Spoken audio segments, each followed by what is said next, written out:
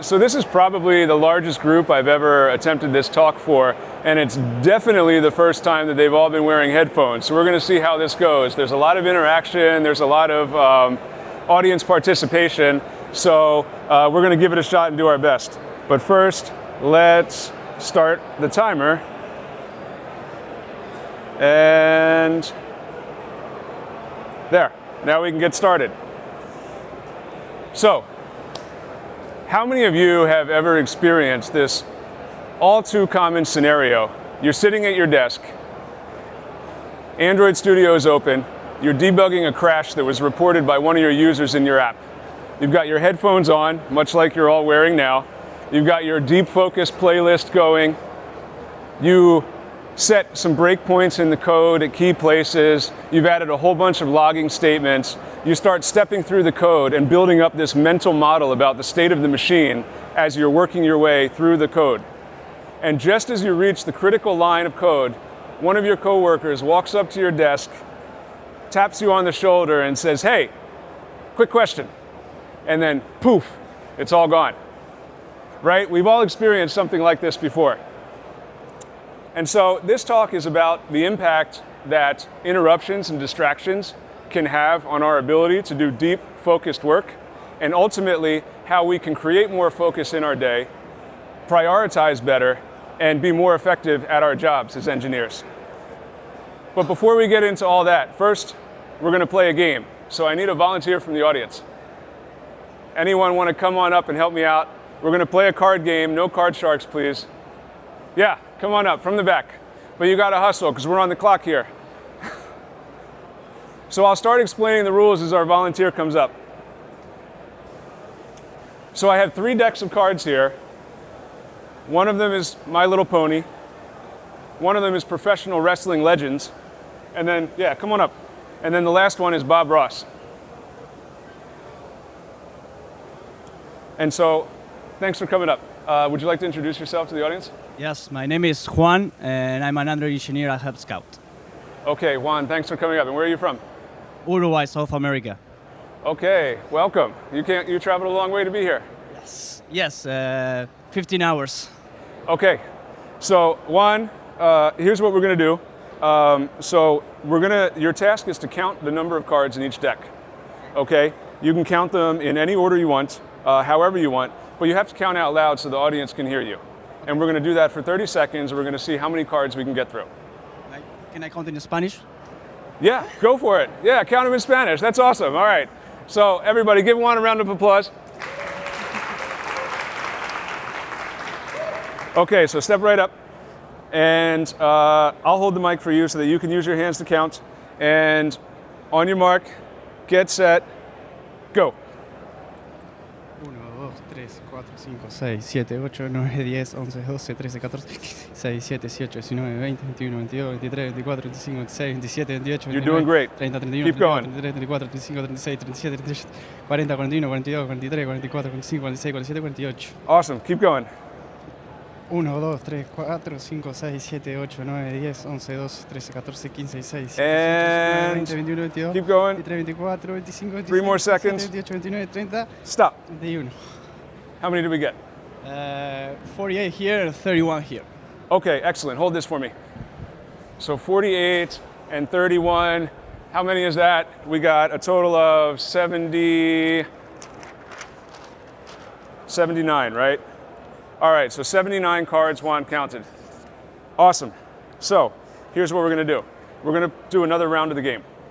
This time, let's pretend that each one of these decks of cards is a project at work, okay? And each one has its own, I'm holding the mic like I need one, I've got one here. Each one has its own stakeholder, okay? And so each stakeholder wants to be confident that their project is moving forward, that you're making progress. And so now we need to treat all 3 piles as equally important. So the way we're going to do that is you need to switch from one pile to the next every 5 seconds. All right, and so we want to count as many as we can from each pile, but every 5 seconds I'm going to tell you to switch. Okay? You ready? Yes. All right, on your mark, get set, go. 1, 2, 3, 4, 5, 6, 7, 8, 9, 10, 11, Switch. 13. 1, 2, 3, 4, 5, 6, 7, 8, 9, Switch. 10, 11. 1, 2, 3, 4, 5, 6, 7, 8, 9, 10, Switch. 11. Yes. All right, now pick up where you left off here. 14, 15, 16. Switch. All right, next one. 12, 13, 14, 15, Switch. 16. And last one. 11, 12, 13. Okay, time's up. Awesome job. So how many do we get through this time? I don't remember. Oh, man, okay. If you had to guess, estimate. I think Maybe about half what we did the first time, you think? Maybe somewhere around like 40? All right. it was 16 here, I think, 14 and like 12. Okay, 16, 14, 12, so what do we got? 42. maybe? 42. Okay, here, hold this for me. So 42, round two, we got 42 cards. So that's still pretty good, considering we were dividing up our attention, right? Okay, more importantly though, how did you feel the second time through? It was hard. It was harder? Yes. Yeah? Yeah, I was not able to remember like where I left. Yeah, so there was like, you had to regain some context and some Yeah. state about where you were before, right? Yes. Okay, we're gonna play one more round. Now in this last round, I'm not gonna make you switch, because that's just mean. So we're not gonna do that again. But instead, you can count in any order you want, just like the first round. I'm just gonna ask you some really simple questions, easy questions, as you're going through. But there's only one rule, one stipulation is you have to respond, Okay. okay? All right, so let's wait till we get to a nice round number here. We'll start in 3, 2, 1, go. 1, 2, 3, 4, 5, 6, 7, 8, 9, 10. What's today's date? 14, 15. Monday? Okay, good answer. 4, 25, 27. What's 2 plus 5? 7. Okay, good. Uh, What did you have for breakfast today? 45. Coffee. Coffee, a good breakfast of champions. What was the last movie you saw? I don't remember. And time's up. That was horrible. I think I counted like more than the first time, so. Can everybody give Juan a round of applause? Thank you, Juan.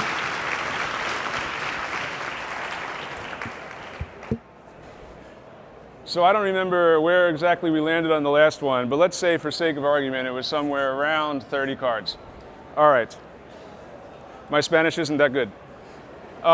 So the whole reason we put Juan through this torture, and thank you again for helping us out, is to make one single point, and that is multitasking is a myth.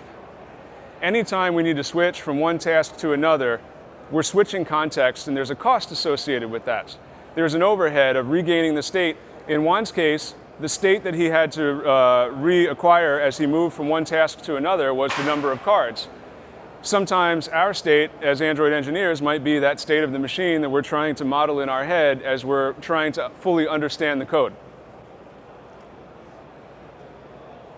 And so what we saw is, as I made the game increasingly more difficult for Juan, we saw not only the quantity of work go down in the number of cards counted, but also the quality of work, in that in rounds 2 and 3, we weren't even quite sure how many cards were actually counted. So there's a true cost to switching contexts. And the other interesting thing is every time I do this exercise, inevitably, when I ask the participant how they feel, they say they feel hard, overwhelmed, they're stressed, annoyed, frazzled. Well, if this is the same environment that we're trying to do our work in, we are literally stressing each other out at our jobs and making it harder to do our work well. So now that we know there's a problem, what's the solution? Now, up to this point in time, I've talked a lot about kind of external distractions, someone else interrupting you when you're doing your work, or having to bounce between multiple tasks because of competing priorities. But how many times in the course of the day do we actually distract ourselves or go looking for some sort of interruption? Things like compulsively checking our email or Slack messages, or maybe replying to a message that actually doesn't need an immediate response, or when your phone vibrates on your desk, picking it up, checking your Facebook, Twitter, Instagram, Snapchat. You get the idea. So it's not just distractions coming from the outside, but it's about carving out and creating that discipline to focus on the task at hand within ourselves. And so one possible solution I would like to share with you for this problem is the Pomodoro technique. So the Pomodoro technique was created by an Italian author named Francesco Cirillo in the late 1980s while he was a student at university, as a way to better manage his time and his focus and to ultimately get more done. And it's called Pomodoro because he actually originally used a cooking timer shaped like a tomato, and Pomodoro is Italian for tomato. And so the original technique has 6 steps to it, but I like to boil it down into 3 simple steps.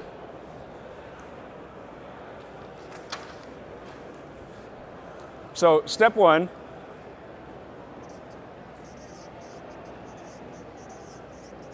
is decide what you're going to work on. Before you can dedicate your focus to a single task, you need to decide what that task is going to be, right? Number 2,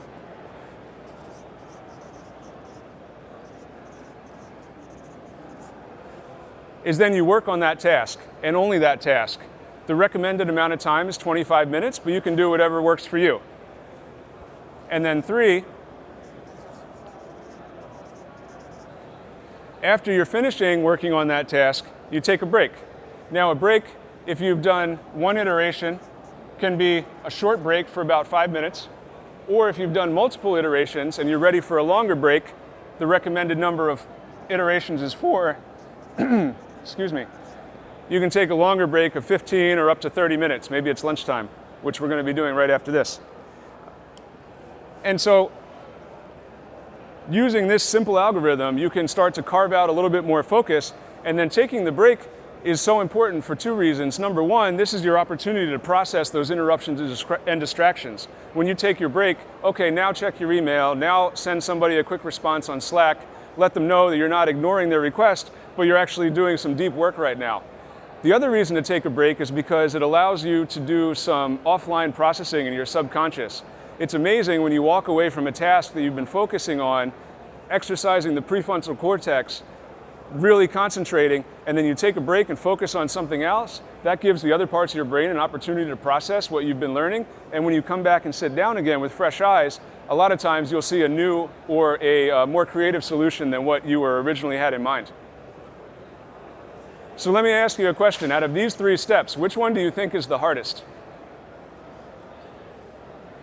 So I see a number 1, I see some 3s, I see some number 1s. Nobody thinks 2 is hard.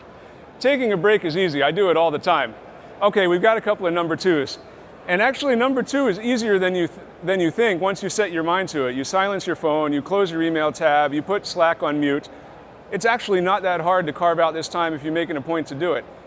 In my opinion, the hardest task to do is number 1. And that is deciding on what you should work on next. So in the book, Your Brain at Work, the author talks about how prioritizing is actually one of the most difficult tasks that we can do because it engages so many different parts of our brain. And the way our brain works is we can only keep a limited number of things like in focus at any one time. And so literally, we have to go through our to-do list and take the first item, compare it to the second one, which is more important, which is higher priority, then to the third one, then to the fourth one. And then we have to do this iterative comparison for each item on our list. We're all engineers here. What's the big O notation for that algorithm? It's not very efficient, is it? And so there's another way we can organize our to-do lists. So to demonstrate real quick, just shout out something that's on your to-do list, and we're going to start to prioritize it. Eat food. That's yes. That's an important one. How about that crash we were talking about in the beginning? So we'll say investigate, crash. What else? Shout them out. Sorry, one at a time. Walk the dog.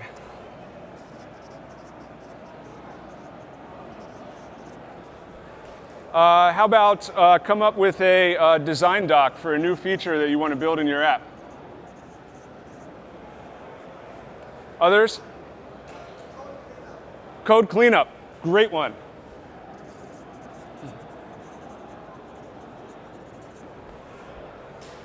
What about like a status update or something like that? We all have to send those on some kind of a basis. Anything else? Marcos. Fix the build server. Oh, that's a good one. Now, is it actually like blocking you from getting work done, or is it just like more of a nice to have?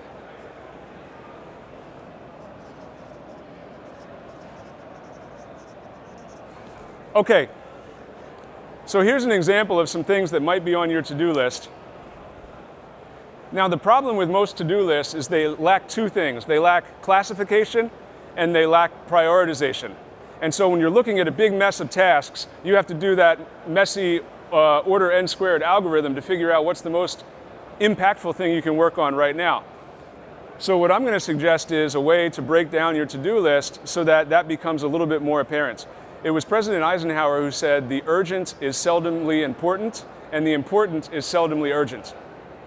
And so what I'm going to suggest is you actually break your to-do list down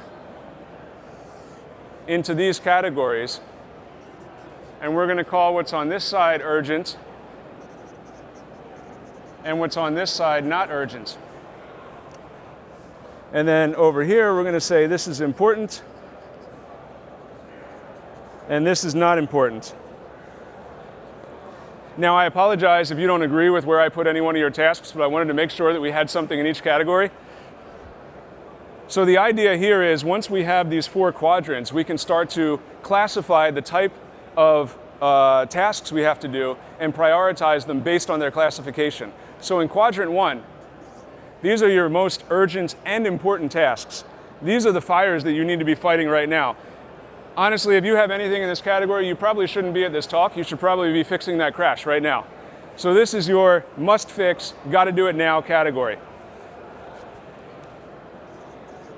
Quadrant 2, this is your important but not necessarily urgent tasks. These are the things that can move the needle over the long term. This is actually where we want to be spending most of our time, but it's hard to get to quadrant 2 if we're always fighting fires in quadrant 1. Quadrant 3, this is our urgent but not necessarily important tasks. Well, I would argue about eat food, but again, I wanted an example in each category. There's really two strategies for approaching quadrant 3. You can either batch up the tasks and do them in bulk to make it more efficient, or you can delegate to someone else on your team if you have that as an option. And then finally, quadrant 4, these are your break time tasks, your voluntary distractions, not urgent, not important, but the nice to haves that make your day that much more special, like walking the dog. So now that we have a system for actually classifying and prioritizing our to-do list, how can we kind of apply some of these ideas to our jobs as Android engineers? So number one, don't underestimate the power of triage. The knee-jerk reaction anytime a new issue is reported or a feature request comes in is to put it in quadrant 1. Highly urgent, highly important. But if you take the time to actually triage an issue, maybe let's say, for example, 1 Pomodoro cycle, then you can better understand the nature of the issue and where it fits into the matrix. Quadrant 3, I mentioned how it can be an opportunity to delegate. There's also a hidden opportunity here to do some mentorship and coaching. If you can't delegate to anyone else on your team because you're the only one who knows how to do this particular task, maybe it's an opportunity to teach one of your teammates how to do it. And then test-driven development, for those of you who have ever done test-driven development, this is a great way to actually force yourself to focus on one thing at a time. If all you're worried about is writing enough code to make the next test pass, then you have less opportunities to get distracted about the code cleanup or the other nice-to-have refactorings you want to do. Oh, and finally, not buying software licenses can be a great way to force yourself to do Pomodoro. I don't have a license for app code, and so anytime I do iOS, it shuts down every 30 minutes and it forces me to take a break. So in conclusion, now we realize that our work environments are full of distractions and interruptions. And now that we know that multitasking is a myth, what can we actually do about it? Well, my recommendation is we need to start getting more intentional about carving out that time for focused, deep work. And we also need to prioritize prioritizing, because this is one of the most intensive tasks our brain can do, but it's going to set us up for success in everything else that we tackle from this point forward in the day. So my recommendation is try some of these techniques, see how they work for you, see how you like it, see if you don't get a little bit more done in the course of a day in the same number of hours, if you're dividing your attention through multiple tasks. See if you don't feel maybe a little bit less reactive and a little bit more proactive and intentional about your day. Maybe you'll feel a little less overwhelmed and start to get more creative. And then finally, maybe at the end of the day, you'll have a greater sense of accomplishment. And on that note, it's time for us to take a break. Thank you.